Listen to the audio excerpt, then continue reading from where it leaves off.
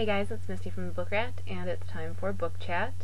This week's chat is on creepy covers, and next week, since it will be the last chat before Halloween, we're going to do one on Neil Gaiman's All Hallows Read.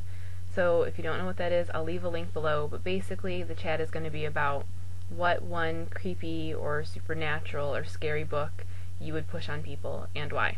This week, before I get on to the creepy covers, I just have a little update for you. I got hit by a car yesterday, a parked car, no less, so welcome to my life.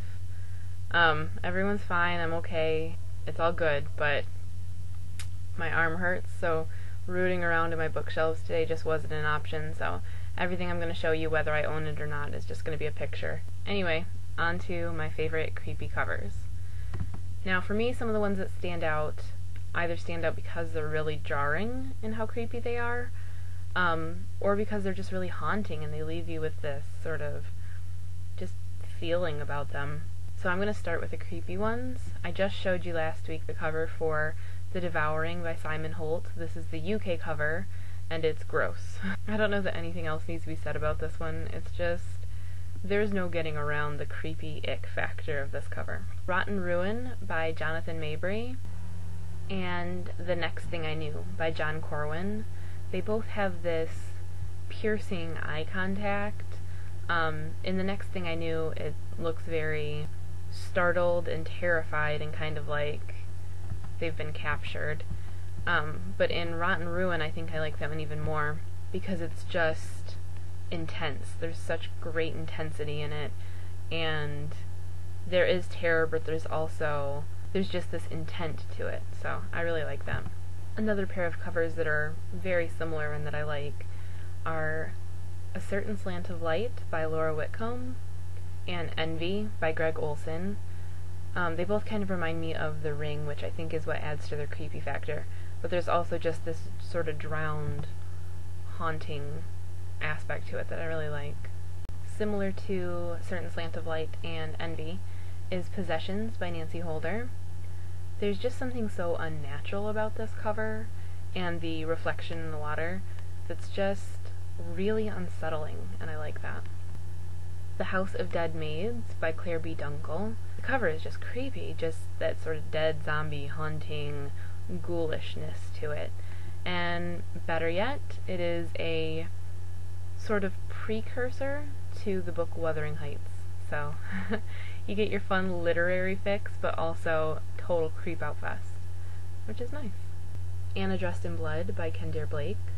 I've already talked about this one in the past a little bit, and how I like the sort of bloody aura around the letters, which you really can't see in a picture. You need to see it in person to get the full effect.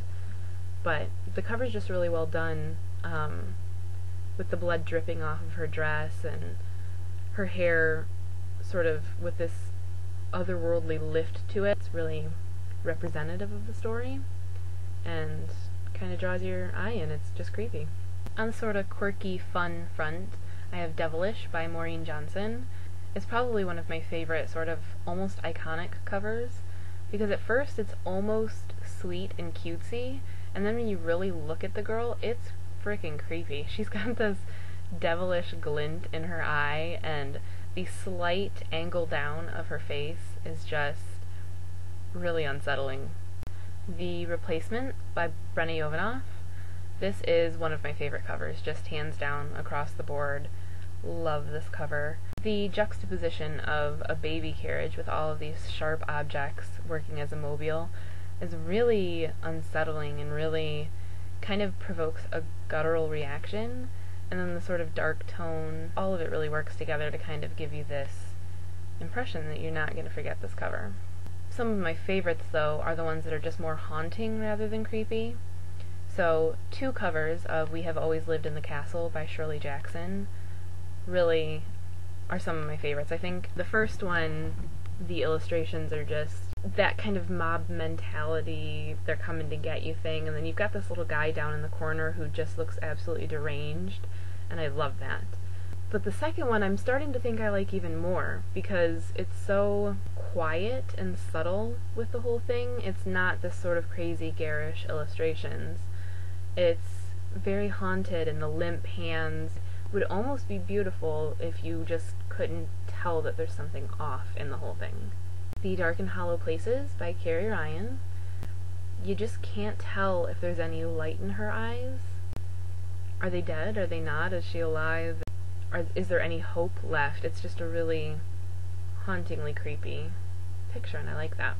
The UK version of the Soul Screamers books, they all have this sort of quiet, icy look to them in the colors, and then behind that you've got this person just screaming. And having that full-on scream is really kind of disturbing, and I really like that. Fledgling by Octavia E. Butler. This is a much more simple cover than a lot of the other ones I've shown. Definitely not as creepy as the others, but the bare feet walking down the stairs with this burned dress around it, and really no hint of what's going on, added to the fact that it's a vampire book and it's by Octavia E. Butler, so it's going to be very different than anything else. It just really works for me, and I like it, and it draws you in, it makes you want to know what's going on, but at the same time it does give you that good unsettling sense in the pit of your stomach, because something's obviously wrong in this scenario, and why is the dress burning but her feet aren't, you know? Just kind of cool. So those are some of my favorite sort of creepy or haunting covers. I would love to know some of yours, or what you think of creepy and haunting covers in general. Do you like them? Do you hate them? Do they make you want to pick up the books, etc.? As always, remember you can do your own vlog or blog post and link it up so that everybody else can see your thoughts and get in on the discussion.